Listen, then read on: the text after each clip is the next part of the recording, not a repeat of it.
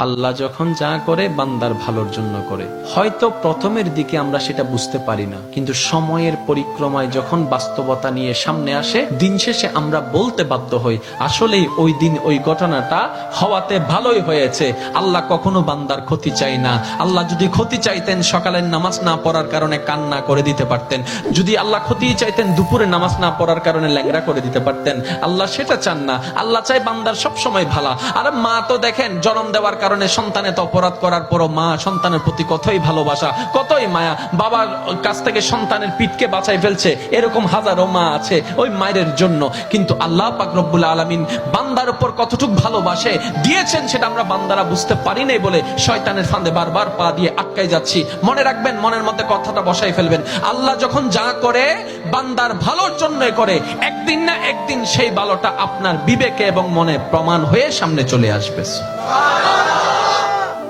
আমি বুঝাতে চাচ্ছি আমাদের সাথে